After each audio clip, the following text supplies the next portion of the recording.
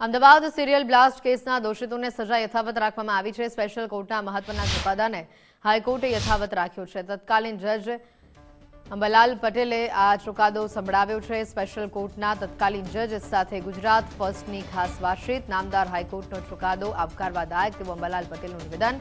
કોર્ટની પ્રક્રિયા દરમિયાન આરોપીઓનું વર્તન યોગ્ય ન હતું તેવું પણ તેમણે ઉમેર્યું। સાથે જ કહ્યું કે આરોપીઓ તરફથી અનેક વખત ધમકીઓ પણ મળી છે। હાઈકોર્ટના ચુકાદાથી મૃતકોના આત્માને શાંતિ મળશે। 7015 પેજની ચાર્જશીટ 800 દસ્તાવેજોની તપાસ કરવામાં આવી હતી। 1135 સાહેબને તપાસીને ચુકાદો આપવામાં આવ્યો છે। અમદાવાદ સિરિયલ બ્લાસ્ટ કેસની અંદર સ્પેશિયલ કોર્ટે આપેલા ચુકાદાને આજે હાઈકોર્ટે બહાલી આપી છે અને જે સમયે સ્પેશિયલ કોર્ટે આ ચુકાદો આપ્યો હતો તે સમયના જજ અને હાલના પબ્લિક પ્રોસિક્યુટર અંબાલાલભાઈ પટેલ આપણી સાથે છે। સર, આપે જે ચુકાદો સંભળાવ્યો હતો અને ખાસ તેના પર આજે હાઈકોર્ટનો ચુકાદો આવ્યો છે અને આપનો જે ચુકાદો હતો તેને સેમ ટુ સેમ બહાલી આપી છે। ફર્સ્ટ ઓફ ઓલ, આ હાઈકોર્ટના ચુકાદાને આપ કઈ રીતે જોઈ રહ્યા છો?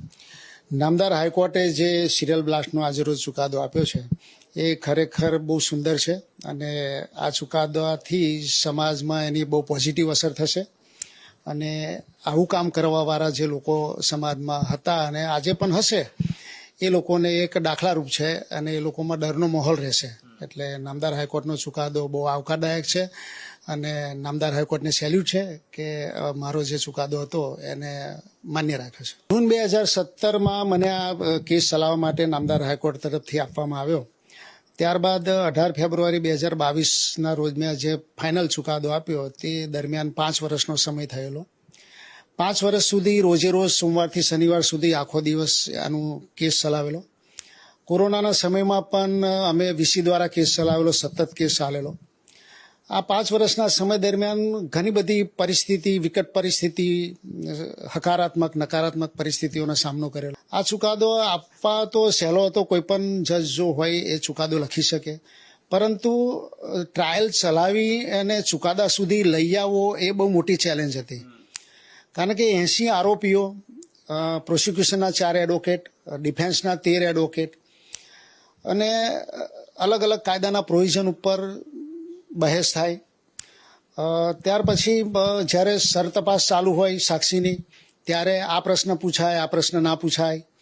ઉલટ તપાસ થતી હોય સાક્ષીની ત્યારે પણ આ પ્રશ્ન પૂછાય, આ પ્રશ્ન ના પૂછાય। એમાં પણ ગરમા ગરમ બહેસ થતી અને આ બધી પરિસ્થિતિઓનો સામનો કરી અને અંતે સફળતાપૂર્વક 7015 પાનાનો ચુકાદો આપ્યો। ચુકાદાની પ્રક્રિયા દરમિયાન એવી પણ બાબતો આવી કે ધમકીઓ પણ મળતી હતી અને ખાસ જે આરોપીઓ હતા જ્યારે એમને કોર્ટની અંદર લાવવામાં આવતા હતા, ઓનલાઈન હિયરિંગ થતું હતું, કયા પ્રકારનું એમનું બિહેવિયર જે છે તે તમે નોટિસ કર્યું હતું? આરોપીનું બિહેવિયર જે છે કોર્ટના ડેકોરમથી બિલકુલ વિરુદ્ધ હતું।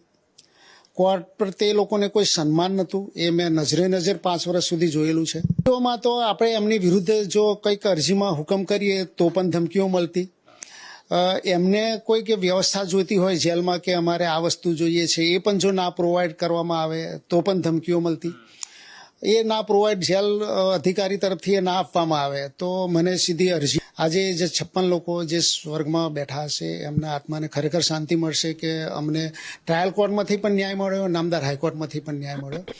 જે લોકો ગંભીર રીતે ઈજા પામેલા હતા એ લોકો પણ આજે આનંદની લાગણી વ્યક્ત કરતા હશે કે ખરેખર ભારતનું ન્યાયતંત્ર હજી સજાગ છે અને સાચા આરોપીઓને સજા આપે છે। તેમનો ચુકાદો જે છે તે યથાવત રહ્યો છે।